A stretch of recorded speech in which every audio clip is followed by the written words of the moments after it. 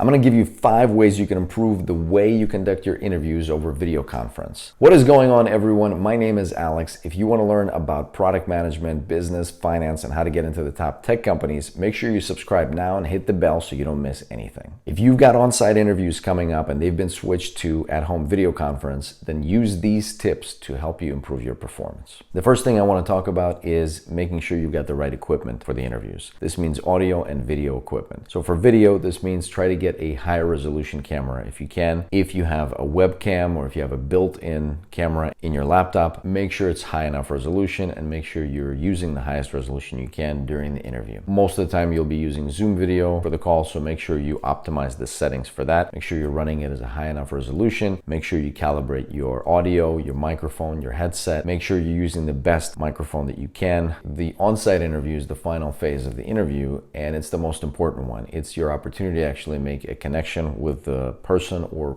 multiple people that you're meeting and make sure you establish rapport with them. And of course, you do this through nonverbal communication, through face-to-face interaction, and this is something that is no longer possible when you're doing it remotely over video conference. So make sure you get the best equipment that you can. You don't have to go overboard, but make sure you have a headset that's got a great microphone and great headphones. AirPods Pro, some sort of gaming headset, something that's got to be comfortable and that's convenient. For video, make sure you've got a background that you're comfortable with. It can be your home office, it can be your bedroom, it can be anywhere you want. It does not have to be fancy in the background, but it has to be aesthetically pleasing. I think the main point there is prepare your background so that it looks aesthetically pleasing as much as you can. Don't neglect this point. And another element of this that I forgot to mention is the light. Make sure you are either conducting an interview in a place where there is natural sunlight as much as possible and it's hitting your face and it's not behind you, it's actually in front of you, or you set up some sort of lights where again it's easier for the interviewer to see you consistently throughout your conversation. The next point to keep in mind is that you want to be comfortable during the conversation. So don't set up an entire day full of interviews in your kitchen corner if you're not going to be comfortable speaking there for the whole day. So wherever you are, make sure you're comfortable. If you prefer to stand during interviews, a lot of times I will stand when I'm thinking or when I'm writing on the whiteboard. Make sure you set up your camera in such a way that you can actually stand up and it will still capture you on camera. If you are going to be sitting, if you're going to be working on the computer, if you're going to be coding, if you're going to be spending a lot of time on the actual computer, then it makes sense to do a more zoomed in view so that your interviewer sees you a lot closer and has the ability to interact with you better. As we're talking about this, make sure you're as comfortable as possible. Wear comfortable clothes. That doesn't mean hang out in your sweatpants, but wear something that you're comfortable with. T-shirt, shirt, whatever you're comfortable with, whatever allows you to feel at ease and to continue long conversations. Practice. Answer some questions and just record yourself having a conversation, record yourself answering some questions, and go through the video and listen to the audio quality, look at the video quality, look at your body language, check different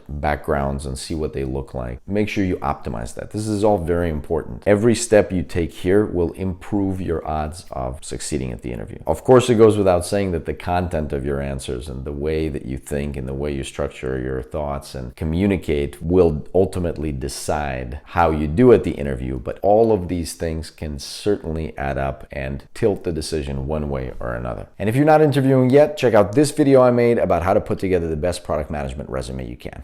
Another important tip that I recommend is to get as close as you can to direct eye contact. And the way you do direct eye contact with a Zoom call or a video conference is that you move the picture of the other person that you're speaking with as close as possible to the camera. So usually for most desktop setups is you have the webcam on top of the monitor, it's in the center. And what I would recommend you do, and what I usually do, is I actually move the viewfinder where you have the person you're speaking with right directly to the top of the screen as close as you can to that webcam. So that way when you're looking at the person, you are actually looking as close as you can to the camera and you're making as close as possible to eye contact. I don't recommend that you try to look directly into the lens to make direct eye contact with a person, because then you will actually miss important cues, because even if you're looking close to but not actually looking at the person you're speaking with, you won't be able to pick up on the details of the conversation. So look at the actual person you're interviewing with, but move them as close as possible to the viewfinder so that you get as close as possible to the eye contact. This is very, very important, and it's one of the pieces that's going to be missing the most from switching from on-site interview where you're actually meeting with a person to a video conference. You won't have that eye contact, and the eye contact definitely brings two people together in conversation. Another thing I recommend to do, and this is depending on your own style of presentation, is if you like to work on a whiteboard and draw out your thoughts and structure and actually write out the content of your answers as you go, then I would recommend investing in a small whiteboard that you can actually put behind you. This very much depends on your style. So if you usually like to use the whiteboard, then this may be useful for you. When I am going through interviews, I usually tend to go through the entire whiteboard because I just write down what I talk about, and that allows me to more easily create structure and tie future concepts to the ones that I talked about earlier. If that is your style, then a whiteboard may be very helpful for you because you may be missing that element as you're just talking things through, or you're writing things down on your notepad, or you're taking notes just on a Google Doc or something like that. I've seen this done to great effect, but also if it's set up improperly where you have to stand up every time you want to write on a whiteboard and your head disappears from view, it can actually work against you. So if you do use a whiteboard, make sure you test the way it looks and the way it feels as you're going about it. If you're going to be using some sort of screen sharing where you're drawing things out, or you're building processes, or writing out your structure, make sure you get comfortable working with those tools beforehand. Each of us has a different way of thinking and answering problems, and some of us like to write things out with a pen, others get better results by actually writing it out on a computer, and you want to stick with the process that works better for you. The final point I would say is practice, practice, practice. See if you can get on a video conference with a friend or colleague and have a mock interview where you're actually going through this, and record it if possible to then watch yourself. See how you answer questions, see the way that you carry yourself on camera. Of course, check the video quality, check the audio quality, make sure the background is pleasing and not distracting. By the way, I don't recommend using the overlays, those cool zoom overlays where you've got the space station in the background or something like that. I think those look incredibly awesome, but they do distract from the overall content of the interview. And the point of setting this up and practicing and investing in the proper equipment and spending the time on ironing out all the kinks is that you will be able to actually get a better result potentially than you would have had in your on-site, because you're hitting all of the right points. If you like this video, make sure to smash the like button and also check out the other videos I have available, help you get the job you're looking for. And if you want to learn about product management, startups, finance, and how to get into the top tech companies, make sure you hit the round subscribe button and also the notification bell so you don't miss anything. Thank you very much for watching.